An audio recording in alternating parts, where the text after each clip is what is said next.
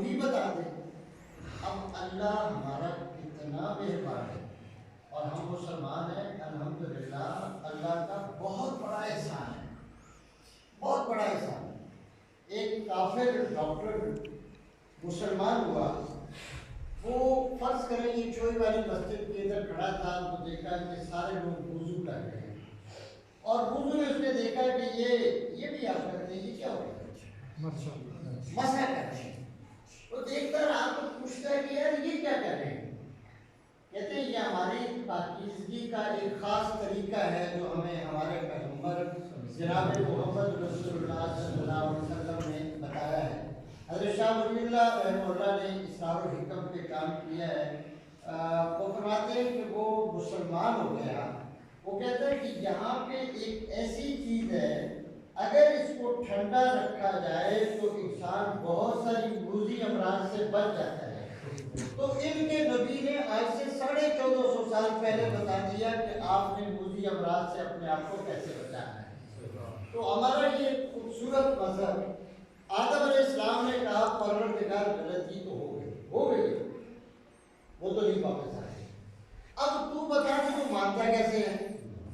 اللہ نے خود بتا دیا کہ آپ پڑھو ربنا ظلمنا انفسنا وان لم تغفر لنا وترحمنا لنکونن من الخاسرین، میں مان جاؤں گا۔ یعنی ایسا مہربان رب، ایسا رحیم رب، ایسا کریم رب، وہ خود ہی بتا رہا ہے کہ میں راضی کیسے ہوں گا۔ آج بھی ہم یہ دعا مانتے رہیں اور یہ تصور کریں کہ مولا جو مجھ سے غلطیاں ہو گئی تو مجھے معاف فرما۔ شیطان کو کہا سجدہ کرو، جو میں نہیں کرتا، آکڑ گیا، بندے بھی آکڑ جاتے، جو آکڑ گیا وہ مر گیا، جو جھک گیا وہ بچ گیا۔ شیطان سے کہا کہ بھی معافی مانگ لو، کہا نہیں، کہا اس کو سجدہ کرو، کہا میں نہیں کرتا۔ کیوں نہیں کرتا؟ اس کو مٹی سے بنایا، مجھے آگ سے بنایا، آگ کے شعلے نیچے جاتے ہیں اوپر جاتے ہیں، اوپر جاتے ہیں، مٹی نیچے جاتی ہے۔ کہا رونتی جانے والی مٹی کو اٹھنے والے شعلے سجدہ نہیں کر سکتے۔ اللہ نے کہا کہ جنت سے نکل جا، قیامت تک تو جانا۔ آج ہم دعا مانگتے رہتے ہیں کہ اللہ شیطان کی شر سے ہم سب کو محفوظ کرے۔ تو اللہ سے دعا کریں کہ اگر کوئی غلطی ہو جائے تو اللہ ہمیں معافی مانگنے کی توفیق بھی دے دے اور معافی کا وقت بھی دے دے۔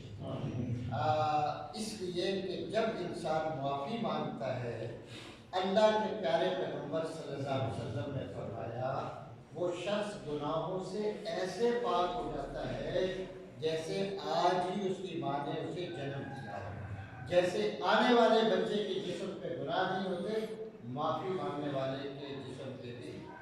اور وہ ہے نا جی کہ کلو بنی آدم، ہر بنی آدم غلطی کرے گا، وخیر الخطائین التوابون، بہترین گناہ گار۔ اب دیکھو حضور فرما رہے ہیں گناہ گاروں کو بہترین کہہ رہے ہیں، بہترین گناہ گار وہ ہیں جو رب کے سامنے جھک جاتے ہیں۔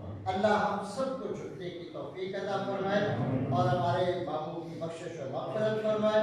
اور میں یہ سمجھتا ہوں کہ ان کے لیے یہ جنت کی بشارت ہے کہ نیک علماء صلحاء آ رہے ہیں، ہم سے بات چیت بھی کر رہے ہیں، ہمیں دین کی طرف راغب بھی کر رہے ہیں، اور ہم بھی انسان ہیں نا، غلطیاں علماء سے بھی ہوتی ہیں، نیک لوگوں سے بھی ہوتی ہیں، لیکن بہترین گناہ گار کون ہیں؟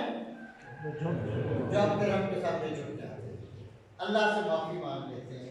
تو اللہ تبارک و تعالی ہم سب کو معاف فرما دے اور اس مسجد کو قیامت کی صبح تک آباد فرمائے، اور قیامت کے دن اس مسجد کو ہم سب کی بخشش اور مغفرت کا ذریعہ بنائے۔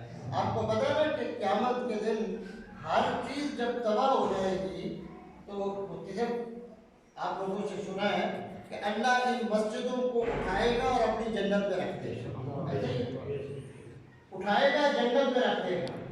تو ہماری سلمان صاحب پیچھے بیٹھے ہیں، یہ تائید نہ بھی کرے تو ان کی تائید ہی سمجھے کہ جب اٹھا کے اللہ جنت میں رکھ دے گا تو بھائی سب اسی بھی تو بچی ہوں گے نا، انشاءاللہ اللہ ہم سب کو اپنی جنت کی جگہ آمین۔ الحمدللہ۔